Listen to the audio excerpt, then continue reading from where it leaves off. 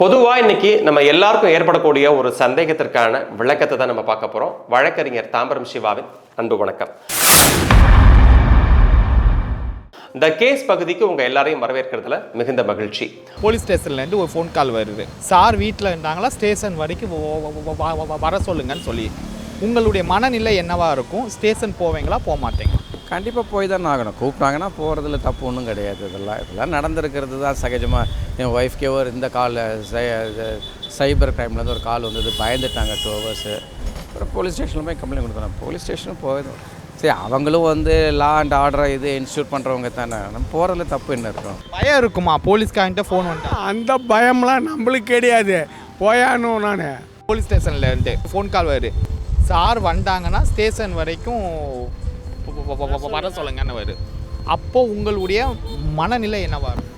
அதான் நம்ம எதனா குற்றம் எதனா செய்திருந்தாலோ, இல்லை நம்மளை தேடி ஏதோ சந்தேகன் பேரில் போலீஸ் வந்தாலோ நம்ம போக முடியும்.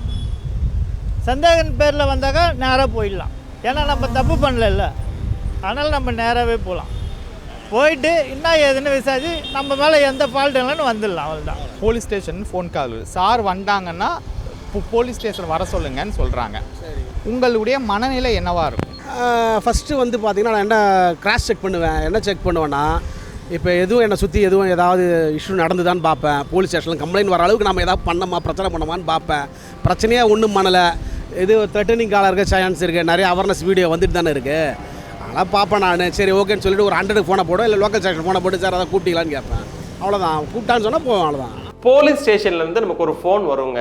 காலையில் 11 மணிக்கு ஸ்டேஷன் பக்கம் வாங்க சார், இல்லை சாயந்தரம் 5 மணிக்கு ஸ்டேஷன் பக்கம் வாங்க அப்படின்னு நமக்கு ஒரு ஃபோன் பண்ணுவாங்க.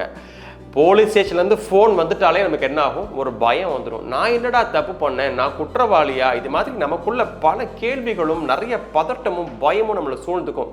இது இயற்கை தானே, இது சாதாரண ஒரு விஷயம்தான். ஆனால் போலீஸ் ஸ்டேஷன்லேருந்து ஃபோன் வந்துட்டாலே நம்ம பயப்படணுமா அப்படின்னா கண்டிப்பாக அவசியம் கிடையாது.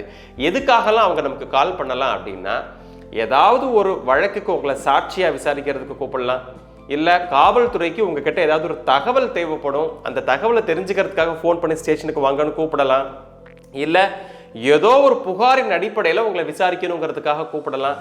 அதனால என்ன காரணமாக வேணாலும் இருக்கலாம். ஃபோன் வந்துருச்சுங்கிறதுக்காக நான் பயப்படணும், நான் குற்றவாளி அப்படிங்கிற ஒரு எண்ணம்லாம் நமக்கு ஏற்படணும்னு அவசியமே கிடையாது. அதே நேரத்தில் எதுக்காக ஃபோன் பண்ணியிருக்கிறாங்க, எது சம்மந்தமாக விசாரிக்க போகிறாங்க, என்ன வழக்கு, எதுக்காக நான் அங்கே போகணும், இது எல்லாமே நம்ம தெரிஞ்சுக்கணும். தெரிஞ்சுக்கிறது நம்மளுடைய அடிப்படை சட்ட உரிமை. ஏன் சொல்கிறேன் அப்படின்னா, சட்டப்படி காவல்துறை உங்களை விசாரிக்கிறதுக்காக கூப்பிடுறாங்க அப்படின்னா அவங்க கண்டிப்பாக உங்களுக்கு நோட்டீஸ் கொடுக்கணும். அதாவது 7 வருடம் தண்டனைக்குட்பட்ட எந்த ஒரு வழக்காக இருந்தாலும் அது சம்பந்தமாக விசாரிக்கணும் அப்படின்னா கண்டிப்பாக குற்றவியல் நடைமுறை சட்டம் பிரிவு 41 அல்லது புதிய சட்டமான பாரதிய நாகரிக் சுரக்ஷா சன்ஹிதா பிரிவு 35 உட்பிரிவு 3 கீழே கண்டிப்பாக உங்களுக்கு நோட்டீஸ் கொடுக்கணும். அந்த பிரச்சனை எதுவாக வேணாலும் இருக்கலாம். ஒரு அண்டை வீட்டுக்காரரோட நமக்கு ஏற்பட்டக்கூடிய ஒரு வாய் தகராறாக இருக்கலாம், இல்லை நம்ம எங்கேயோ ஒரு தெரு முக்கில் நம்ம பேசிகிட்டு இருப்போம், யாரோ ஏதோ சண்டை போடுறாங்க, அது சம்மந்தமாக நம்மளை விசாரிக்கிறதுக்கு கூப்பிடலாம். பிரச்சனை சிறு சிறு பிரச்சனைகளாக இருக்கலாம். மரம் விழுந்துருச்சு, கோழி உள்ளே வந்துருச்சு, ஆடு மேஞ்சிருச்சு, உங்கள் வீட்டு செடியை நான் எடுத்துட்டேன், இதை அதை பறிச்சுட்டாங்க, எலுமிச்சம்பழத்தை பறிச்சுட்டாங்கன்னு 1000 காரணம் சொல்லலாம். எதுவாக வேணாலும் இருக்கலாம். இப்படி எந்த காரணங்களுக்காக உங்களை காவல்துறை கூப்பிட்டாலும் சட்டப்படி அந்த நோட்டீஸ் அவங்க உங்களுக்கு கையில் கொடுக்கணும். அதை நேரடியாக கொண்டு வந்து கொடுக்கலாம். இல்லை அப்படின்னா ஸ்பீடு போஸ்ட் ரெஜிஸ்டர் தபால் மூலமாக உங்களுக்கு போஸ்டலில் அனுப்பணும். சார் அந்த நோட்டீஸ் எனக்கு வாட்ஸ்அப்பில் அனுப்பிச்சிட்டாங்க, நான் போகணுமா அப்படின்னா வாட்ஸ்அப்லாம் அனுப்பவே கூடாது. உச்சநீதிமன்றம் மட்டும் இல்லாமல் பல்வேறு உயர்நீதிமன்றங்களும் இது சம்பந்தமாக ரொம்ப தெளிவாக தீர்ப்பு சொல்லியிருக்கிறாங்க. காவல்துறை விசாரணைக்கு அழைச்சா நோட்டீஸை ஒன்று நேரில் கொடுக்கணும், இல்லைன்னா தபால் மூலமாக அனுப்பணும். வாட்ஸ்அப்பில் அனுப்புறது, டெலிகிராமில் அனுப்புறது, இன்ஸ்டாகிராமில் அனுப்புறதுன்னு இது மாதிரி எது மூலமாகவும் அனுப்பக்கூடாது அப்படின்னு சொல்லியிருக்காங்க. சரி, இந்த சூழ்நிலையில் நமக்கு ரொம்ப பயம் அதிகமாக இருக்குது அப்படின்னா நம்ம தேவைப்பட்ட ஒரு வழக்கறிஞரை உடனடியாக அணுகி, நம்ம வழக்கறிஞர்கிட்ட எனக்கு இந்த மாதிரி கால் வந்திருக்கு சார், நான் போகணுமா வேணாமா இதெல்லாம் சொல்கிறாங்க அப்படின்னு நம்ம தாராளமாக ஒரு சட்ட ஆலோசனை எடுத்துக்கணும்.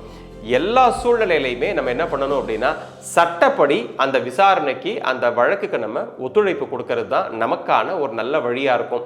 ஏன்னா எந்த சூழ்நிலையிலையும் காவல்துறை கிட்டேருந்து வரக்கூடிய ஒரு கால், அவங்க நம்மளை ஒரு விசாரணைக்கு வர சொல்கிறாங்க அப்படின்னா நம்ம அதை அலட்சியப்படுத்தவே கூடாது. இது மாதிரி சந்தேகங்கள் உங்களுக்கு சட்டம் சார்ந்த கேள்விகள் இருந்தால் மறக்காமல் கமெண்ட் பண்ணுங்கள். வரப்போகிற எபிசோடில் ஒவ்வொரு சந்தேகமாக நம்ம தீர்த்து வைக்கலாம்.